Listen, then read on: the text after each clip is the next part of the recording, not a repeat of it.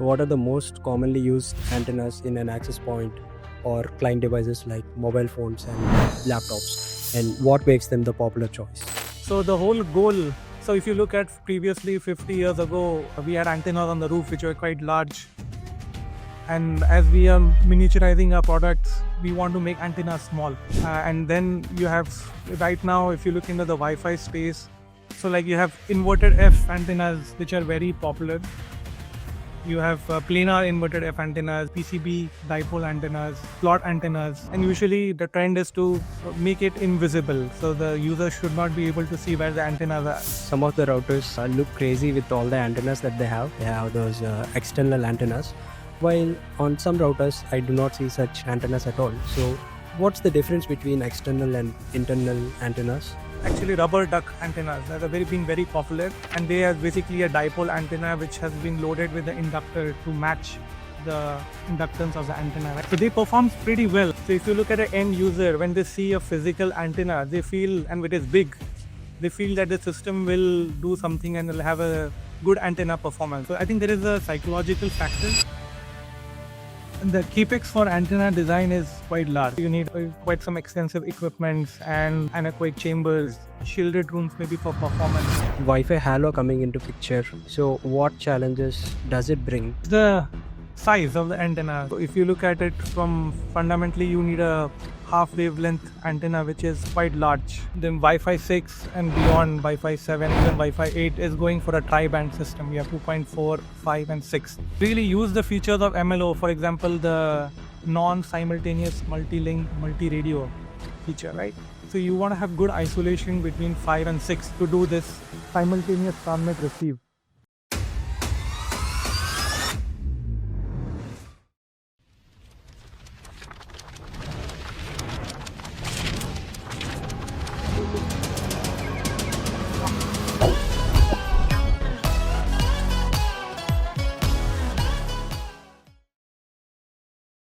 Hey everyone, welcome to weekly Wi-Fi Wisdom podcast series where we talk everything about Wi-Fi and the tech that surrounds it. I'm your host Sainath. I'm WLAN-QA engineer at Candela Technologies, and today we are joined by Mayur, who is currently working as integrations architect for RF and wireless systems at Solis Power, and he also previously worked at Microsoft, and he's also been a vice chair at Wi-Fi Alliance for Customer Experience Task Group, and I'm very happy that he has given us time and he joined us today in our podcast series.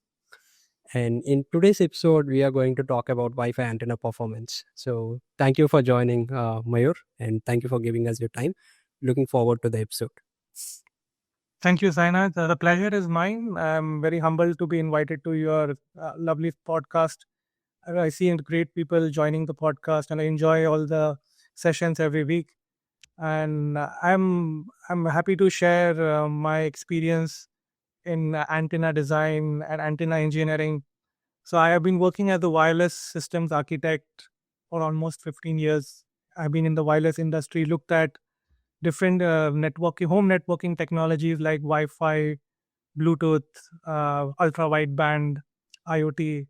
And over the years, I've learned a lot of practical challenges to design RF systems and make it into a product. So that's something which I'm very passionate about, and looking forward to sharing some thoughts on that today. Thank you. Yeah, thank you for the intro, Mayur. So let's get started. So let's start with a basic question. So why does an antenna radiate? Why do we Yes. need antenna to radiate?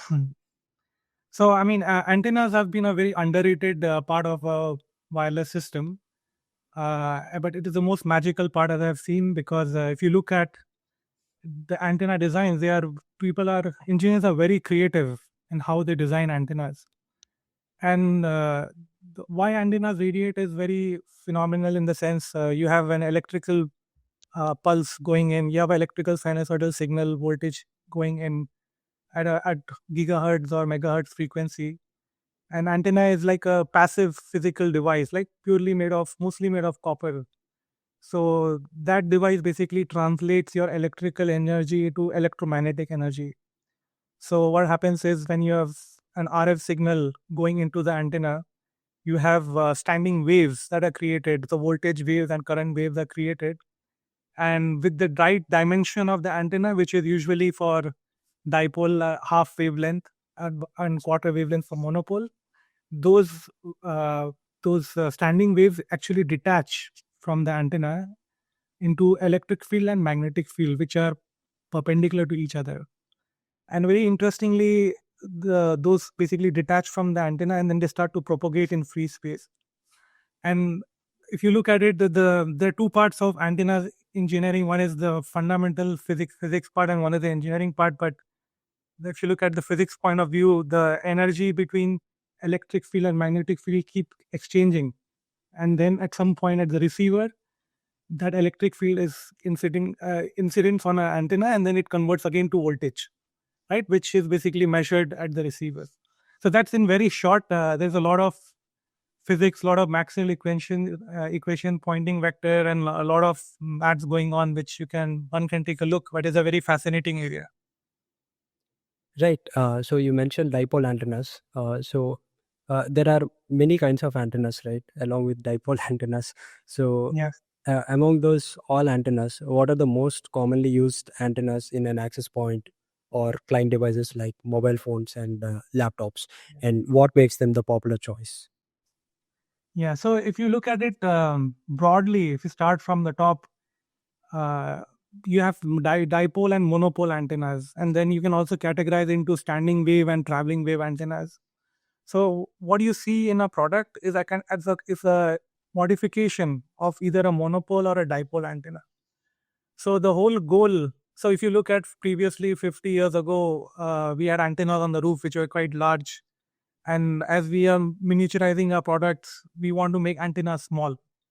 So that's where all the innovation and engineering comes in, where you start to design smaller antennas. And then you have, right now, if you look into the Wi-Fi space, you want to design an antenna which fits in a small device, which fits on a piece, which is made on a PCB.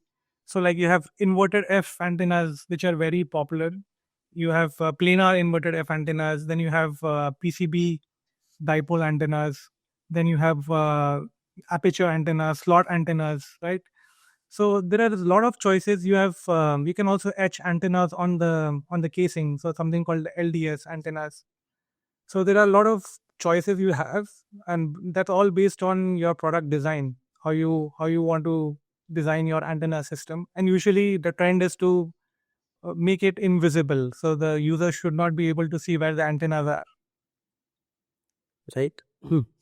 So, uh, as you said, invisible. Talking about end devices like mobile phones, they have very limited space.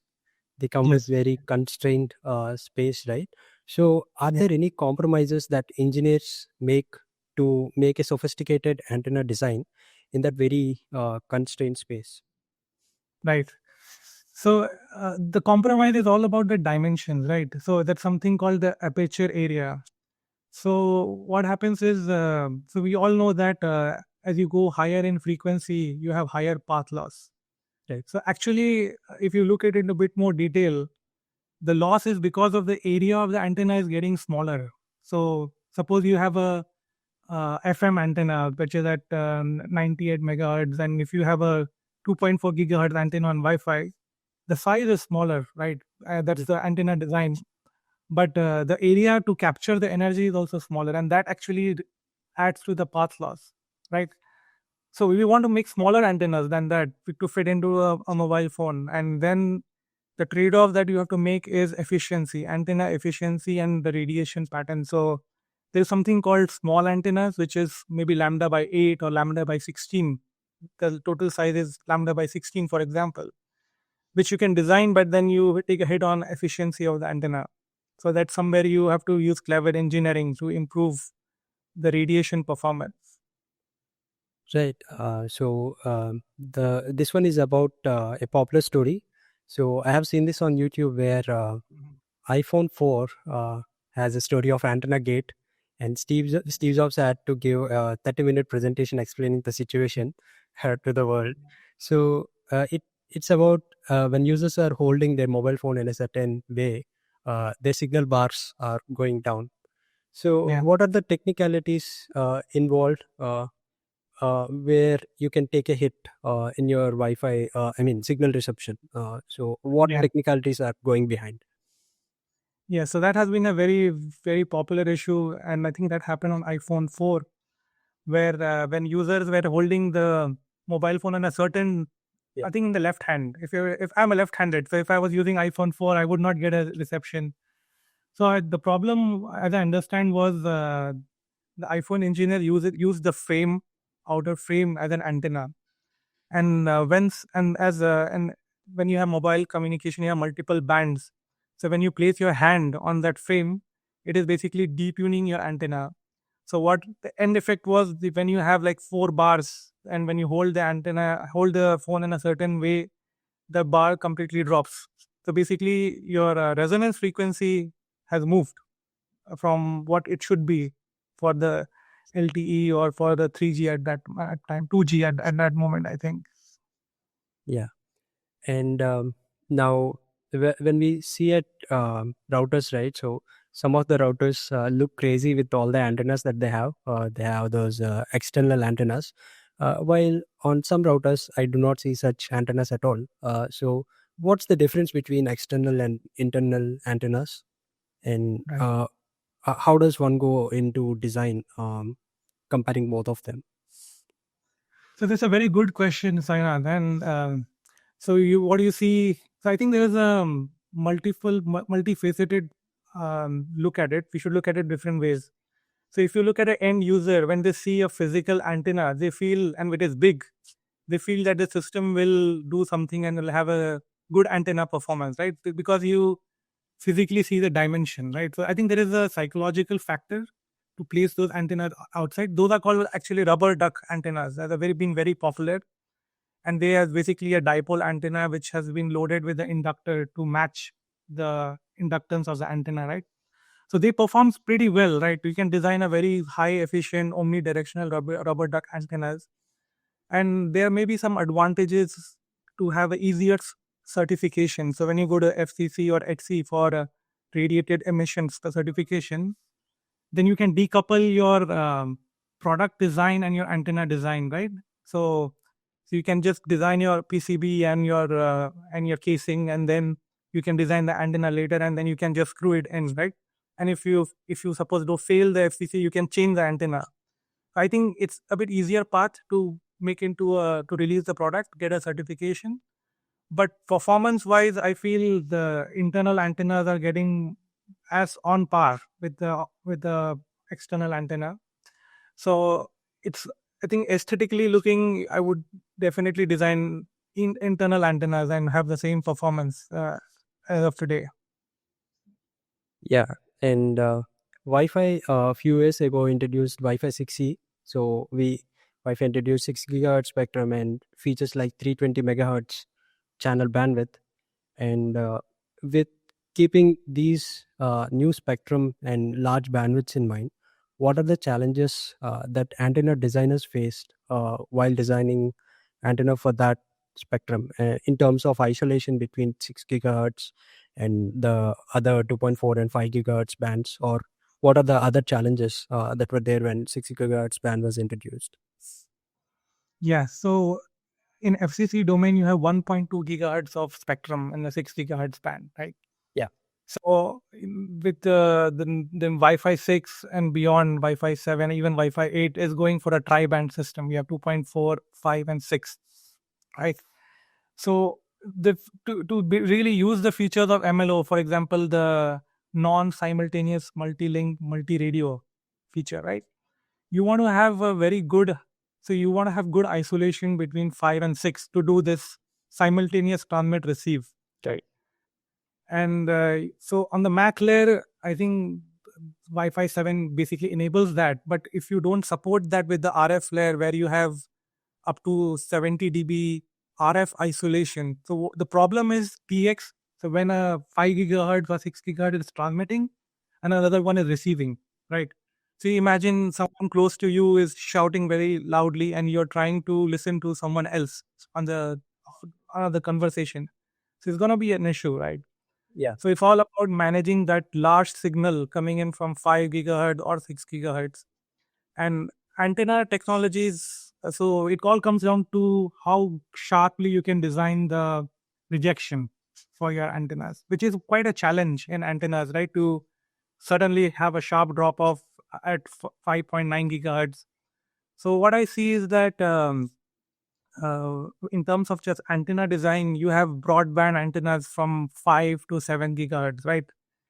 And they can work for 160 or 320 megahertz. But then you have to complement it with filters. You need to complement it with BAW filters or SAW filters, which provide that 70 dB very sharp rejection. And in that way, if you combine the filters and the antenna, then you can have a very good system to use the MLO capabilities. Right. And do you think the this antenna design was much better today when compared to the antenna design when 6 gigahertz was just released? Since it's many years down the line, right? So Yeah. So, I mean, antenna design has evolved significantly. That's because of the tools you have. I mean, if you look at ham radio specialists, they were designing antennas out of experience and with basic tools, and those worked. And as so, with the more sophistication to design smaller antennas, you need really good tools like FHSS and CST Studio, which can do simulations for you for different shapes and sizes, right? So I think with 6 gigahertz band, the challenge is to make a broadband antenna. So to have a good radiation performance, good efficiency for the 1.2 gigahertz band. So I think that's the challenge which one might be will be facing, and also to combine multiple bands, like combine 5 and 6 together. And if I and I think the I would like to have some filtering also. Like if you can design some notches in the antenna, that would be really beneficial. right. So uh, tell us a bit about how does one go about designing antennas?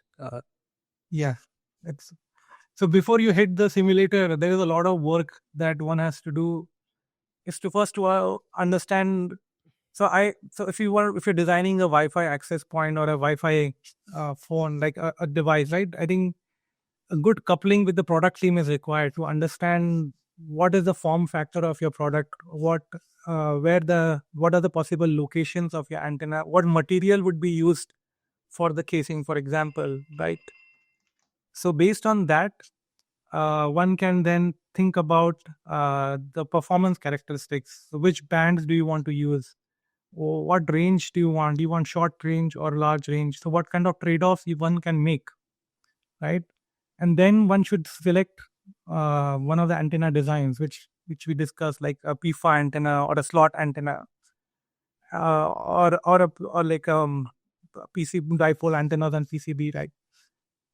After that, one should start to use the simulation tools to design antennas in free space, right? Yeah. And then once that performance is good, try to integrate that into the CAD model, and then yeah, you do the radiated performance. So there's a lot of steps that one has to follow to come to an antenna design. But it's not just electrical, you also need to discuss with mechanical, because how do you feed the antenna is very important. So there's always a cable with the antenna, right? And then you have to feed that with the radio. Yeah. So I've seen while product development that the way you feed the antenna, there is mechanical stresses on the cable which can cause issues of UFL cable popping out, for example. So those also have to be taken into account uh, at some point. Right. So yeah, engineers definitely run simulations and see how the antenna radiation pattern or how it's behaving. But how do you actually test it in a lab? So you have those big labs where you actually take the antenna and do lots of tests. And what are the kind of metrics that you evaluate in a lab setting? Yeah. So the capex for antenna design is quite large, as you mentioned, right? You need a quite some extensive equipments and anechoic chambers, shielded rooms maybe for performance. But even before that, I think before you hit the lab, right, there are things that you can do to basically do some spot checks for your antenna design. So I think first thing I would suggest is to look at the simulation properties to see if the antenna is radiating in the right bands, right? And then hook it up to a vector network analyzer. That's pure conducted test where you look at the S port parameters. So you should look at input reflection. Then that could give you an idea of the energy that is going into the antenna, right? So those are all like bench tests to check the antenna's performance. And if you don't have access to a anechoic chamber, I would go do a free field a test in open air, like in a big large room. I would just do some calibrated range test and just compare it with a reference antenna, a known good antenna, and see how good that performs. So that will give you like give someone a first order impression of the antenna is working or not. And once you're kind of happy with it, then I would say hit a lab, go to an anechoic lab and do a proper radiated testing. Now let's talk about the deployment side of things. So, what are some good deployment practices while with regards to the placement of an access point? For instance, putting near the metal surfaces might not be very good. So, keeping the antenna performance in mind, what are some good deployment practices that one should follow? Right. So there is a big difference between enterprise and residential Wi-Fi deployment, right? If you look at residential Wi-Fi, there are no guidelines in how you deploy your Wi-Fi. I mean, maybe some operators say you have keep it away from the walls or uh, don't keep it on the floor. But I think ideally you should design your antenna system for the worst case performance, where you want to take the advantage of the multipath environment in your home, which is in indoor environment is very rich in multipath. So in the sense you have a lot of reflections from the walls, from the door, from metal surfaces, which can be exploited to improve the coverage of your Wi-Fi system, right? And that's why you have like four antennas on your 5, 6, or 2.4 gigahertz to exploit that multipath. So I mean, for residential, I would say go with no criteria. It can be placed anywhere. Like for enterprise, I think there are very specific criteria where you want to have some directional sector. You want to make sectors for your radiation, and you want to place it on the roof, right, to have a better coverage. So I've worked more on residential side. So I would say even metal would help actually. Where if you have reflections from your metal, that could actually help to get better signal strength. Yes. So, from your experience, if you have seen Wi-Fi performance being degraded, so how much of it is purely because of antenna performance, rather than being a software issue or physical error issue like frame getting into collisions? So, apart Yeah. from that, how often do you see the degradation due to antennas? So I would say quite often, what I would notice the trend would be that at some point the performance, if you want to meet the performance and things are not meeting from, if you see some issues, even when we exhaust all the Mac level and file level issue, that comes down to RF. It really comes down to the noise that is coming into your 5-6 gigahertz band, right? And the whole goal is to minimize that noise, to improve the noise floor, right? So so I would suggest, like at the start of the design, if you make a system which has a very low noise floor, then everything above the file, the RF, the phi, and the Mac layer would work very efficiently. And so once, suppose you want to debug a black box, so you have a device in the field and you don't know what's going wrong, then it becomes quite a challenge to see if it is the frame aggregation or something on the Mac layer. But usually it comes down to interference or coexistence issues. Right. So now today's mobile phones have lots of wireless interfaces, right? It's not just Yeah. Wi-Fi. It has cellular. It also has Bluetooth, which shares the same band as Wi-Fi. So do these technologies use the same physical antenna for their propagation, or do they completely use different set of antennas? Yeah, so that's one of the strategies to, if you want to build very small designs, slim designs, then you want to consolidate the number of antennas you have. So you want to share the antenna wherever is possible. For example, Bluetooth and BLE would share with the 2.4 gigahertz antenna, right?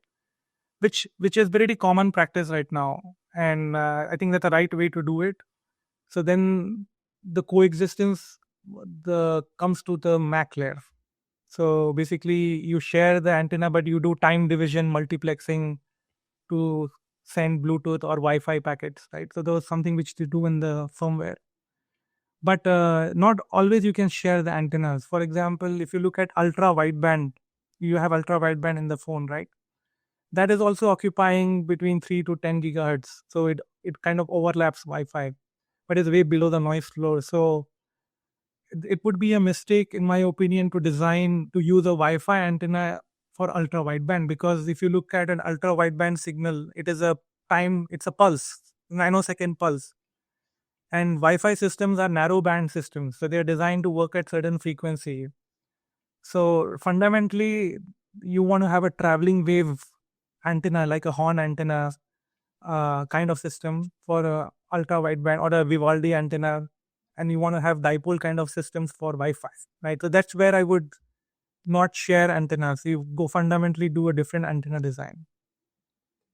Right. And with Wi-Fi Halo coming into picture, so what challenges does it bring to access points or clients that are supporting Wi-Fi Halo today? Yeah, so it's the size of the antenna. So Wi-Fi Halo, I believe, works in 868 or 915 megahertz band. So if you look at it from fundamentally, you need a half wavelength antenna, which is quite large, right? So you can use smaller antennas, you can use ceramic antennas, or you can just use a small antenna like to for that system. But then you take a hit on the coverage, because your efficiency is proportional to the aperture area, right? So I think that's the challenge, to how do you integrate uh, Wi-Fi Halo antenna inside a box. I think that would be a very big challenge.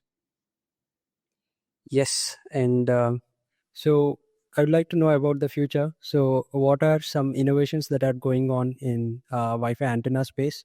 Do you see any promising innovations that are going to get mainstream in coming, let's say, 5 to 10 years? Right. So Wi-Fi development is a very interesting space, because it is very rapid. There are a lot of innovations coming in, but it's also highly cost sensitive. So I believe, to get a right innovation into the market, the cost perspective has to be thought. So I mean, if you look at it from fundamental perspective, MIMO, multi-user MIMO, and those functionalities, I think antennas have a big role to play, right? So if we just focus on the antenna design, I would say, how would you basically enable uh, isolation between different users? So right now it is done digitally, but can antenna do smart steering?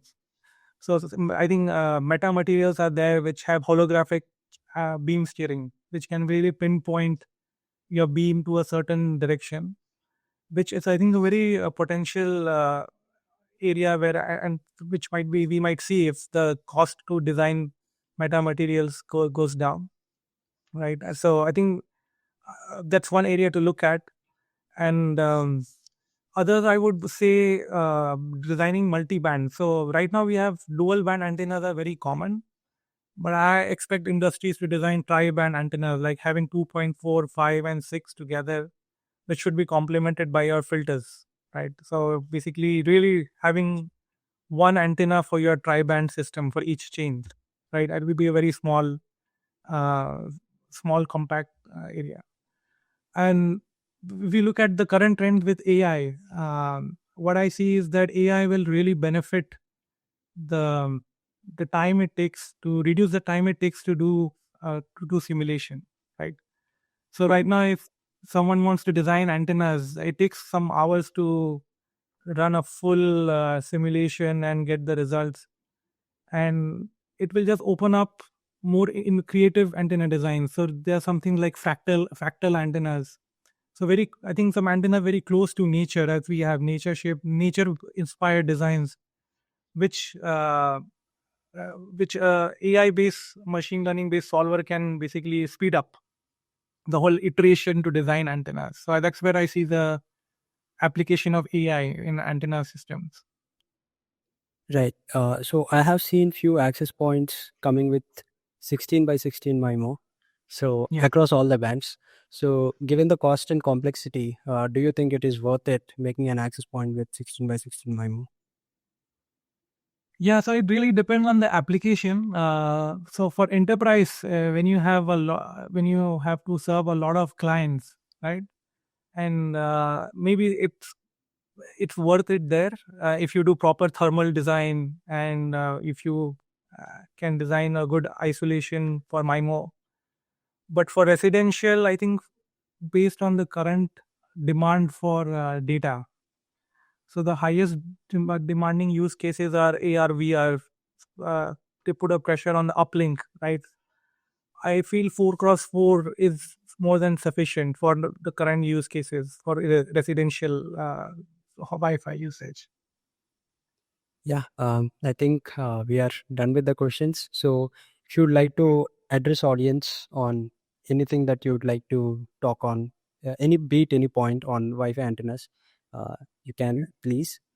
Then Thank you, Tainat, for the great questions. And what I would say is that antenna design, it's I think a fundamental aspect of a Wi-Fi system, right? And it should be addressed quite early in your product design. So what I see from my experience that antennas are kind of selected quite late into your product design cycle, and then issues start to come up, and then it's very difficult to go back and change the form factor or make changes on your PCB. So the antenna design engineer or team should be in hand with the product team, because antenna designs um, directly impact the form factor and the design of your product.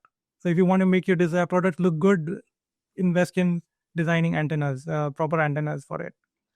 And to people who are getting into the RF field, if you are fascinated with physics and want to get into a multidisciplinary area where you want to look at mechanicals, materials, electrical, and product design, I think antenna systems engineering is a very interesting area.